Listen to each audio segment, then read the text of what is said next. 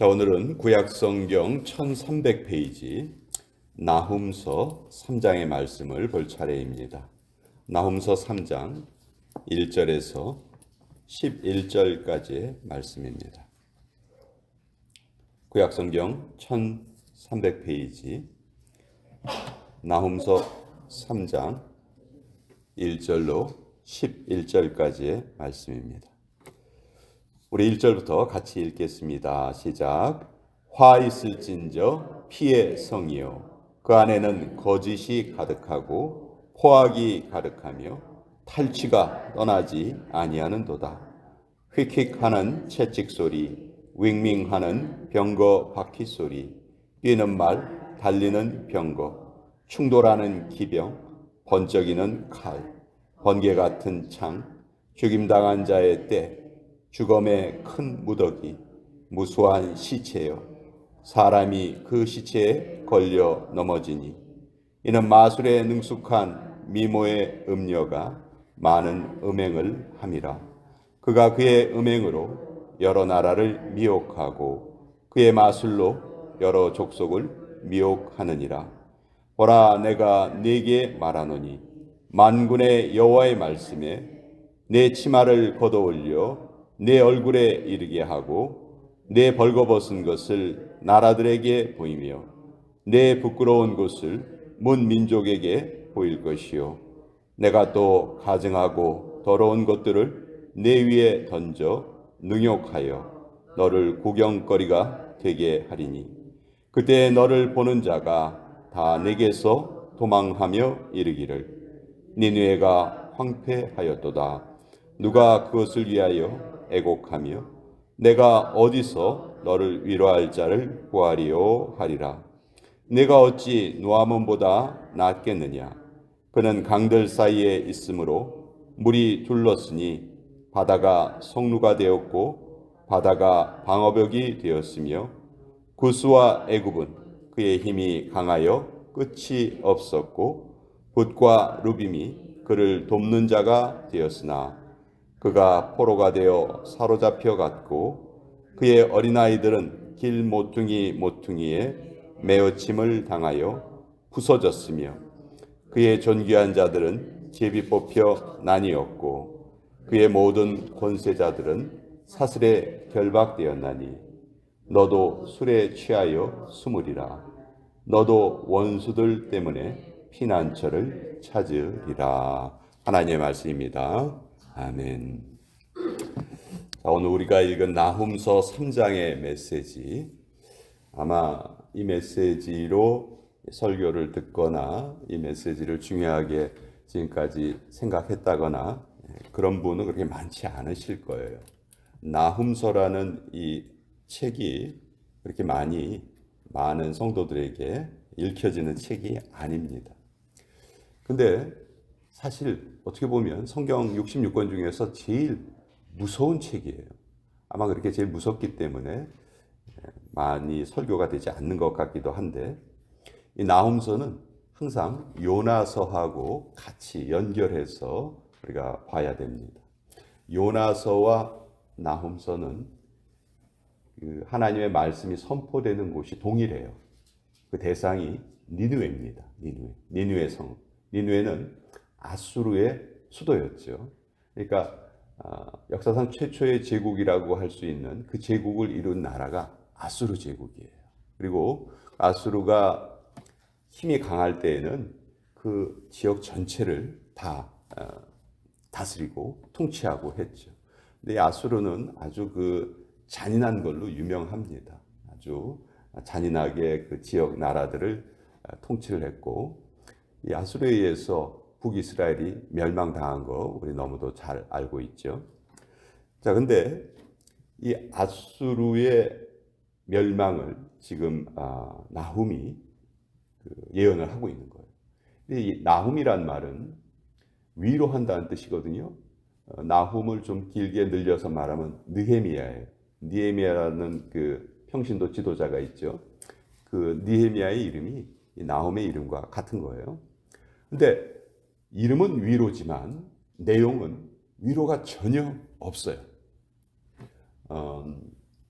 보통 선지서의 패턴이 있습니다. 이 선지서를 읽어보면 제일 먼저 선지자들이 하나님의 말씀으로 죄를 징계합니다. 징책합니다. 너희들이 이러이러한 잘못을 저질렀다. 이것을 먼저 선포해요. 그리고 그 다음에는 그 하나님의 징책을 받는 그들을 위로하고 또 권면을 합니다. 이렇게 하면 될 것이다. 그리고 맨 마지막은 소망의 말씀으로 너희가 하나님의 말씀을 잘 지키면 하나님께서 다시 복을 내리시리라. 이것이 선지서의 패턴이거든요. 죄에 대한 징계, 위로, 권면, 소망. 항상 소망으로 끝나요. 근데 이 패턴에서 유일하게 예외인 선지서가 한 권이 있는데 그것이 바로 나훔서예요. 나훔서에는 소망의 말씀이 한마디도 없어요. 처음부터 끝까지 멸망당한다. 그 말씀밖에 없어요. 왜 그럴까? 왜? 아까 요나서하고 같이 연결해서 생각을 해야 된다고 그랬죠? 여러분, 요나서는 여러분이 너무 잘 아실 거예요. 니느웨가 멸망할 것이라는 것을 하나님이 요나에게 가서 선포해라. 근데 요나가 그것을 처음에 싫어하죠. 그렇죠? 우리나라의 적국인데 그 나라가 망하면 더 좋은 거 아닙니까? 이러면서 하나님의 말씀을 순종하지 않으려 해요. 그러나 하나님께서 다시 요나를 큰 물고기 뱃속에서 회개케 하시고 그리고 다시 요나가 가서 니느웨에 가서 그 하나님의 말씀을 선포합니다. 니느웨는 3일 동안 걸어다닐 만큼 큰 성읍인데 요나가 단 하루만 하나님의 말씀을 외쳐요. 40일이 지나면 하나님이 이곳에 심판을 내리실 것이다. 그러니 빨리 회개하여라. 그래서 놀랍게도 니느웨 백성들이 왕서부터 시작해서 평민에 이르기까지 모두 다 하나님의 말씀에 무릎을 꿇습니다. 그리고 진정으로 회개해요. 진정으로 회개하니까 하나님이 뜻을 돌이키셔서 니느웨를 망하게 하려 하셨던 하나님의 뜻을 돌이키셔서 니느웨를 망하지 않게 합니다. 근데 이 나훔서는 요나가 그 말씀을 선포한 후에 150년 후에 있었던 일이에요. 150년이 지났는데 이번에는 하나님께서 나훔을 보내셔서 니느웨가 완전히 멸망당할 것이다. 아무런 소망의 말씀도 없고 그저 니느웨가 완전히 멸망당해서 역사에서 지워지리라. 그 말씀만, 그 무서운 말씀만 하시는 거예요. 여러분, 요나 때 회개했던 니느웨 백성들의 모습은 정말 진실한 회개였어요. 왕서부터 시작해서 머리에 죄를 뒤집어 쓰고 옷을 찢고 정말 진심으로 회개했어요. 물도 마시지 말고 음식도 먹지 말아라. 짐승들도 그리하여라. 그렇게 진정한 회개를 했어요. 그러니까 하나님 그걸 보시고 멸망하리라 했던 그 하나님의 뜻을 돌이키셨어요. 근데 150년 후에는 전혀 정반대란 말이에요. 왜 똑같은 대상에게 선지자가 선포하는 말씀이 이렇게 다를까? 무엇이 가장 큰 차이일까? 한마디로 말하면 이 150년의 기간 동안 하나님을 믿는 그 믿음의 역사가 계속 이어지지 못했기 때문이죠.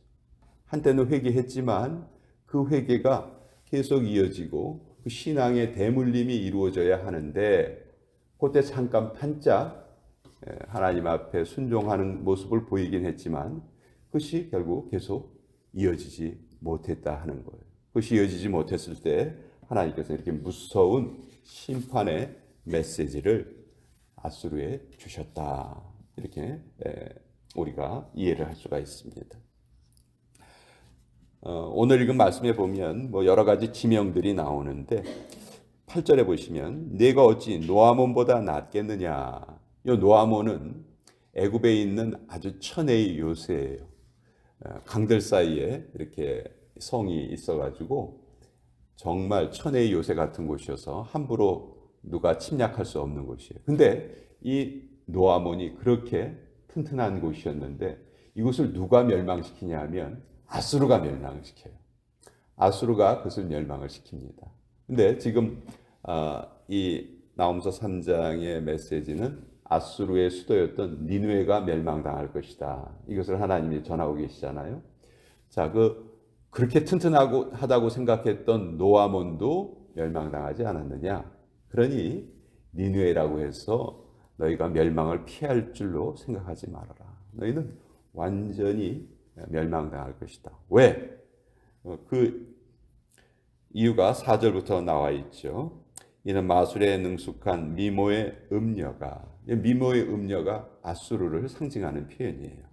많은 음행을 함이라. 그가 그의 음행으로 여러 나라를 미혹하고 그의 마술로 여러 족속을 미혹하느니라. 이 아수르가 하나님을 대적하는 그런 모습을 너무나 많이 보였다는 것이죠. 그것을 또 여러 나라에 계속 전했다는 거예요. 그것이 이 아수르가 멸망당한 그런 결정적인 원인이 됩니다. 자, 요나서에는 회개할 수 있는 40일의 기간이 주어졌었죠.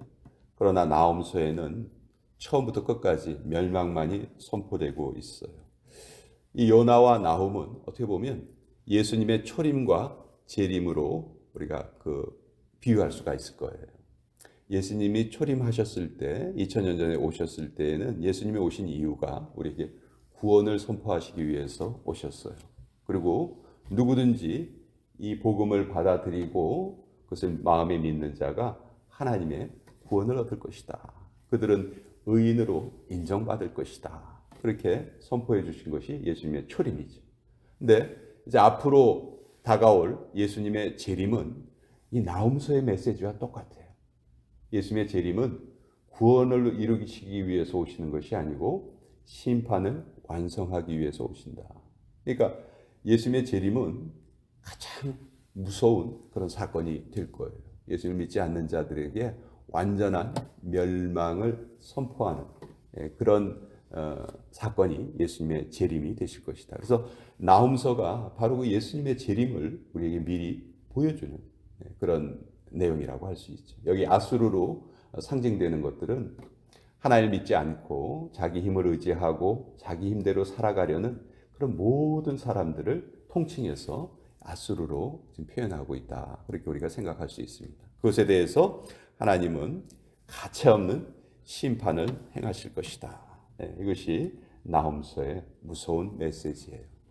아까 말씀드린 것처럼 모든 선지서 중에서 소망의 말씀이 없는 유일한 선지서가 이 나홈서다 하는 것을 우리 마음속에 잘 깨달았으면 좋겠고요. 아까 그 이유를 말씀드렸는데 요나 때 있었던 그 회개가 불과 150년이 지난 후에 이런 철저한 멸망으로 선포되는 것은 그 기간 동안에 신앙의 대물림이 없었다는 것이죠. 그렇죠? 우리도 우리만 혼자서 열심히 신앙생활 잘하는 거 물론 우리 자신에게는 좋겠죠. 그렇지만 우리의 후손들에게 그것이 전해지지 않는다면 우리 역시 이 아수르가 저질렀던 그런 잘못을 되풀이하는 걸 수도 있을 거예요.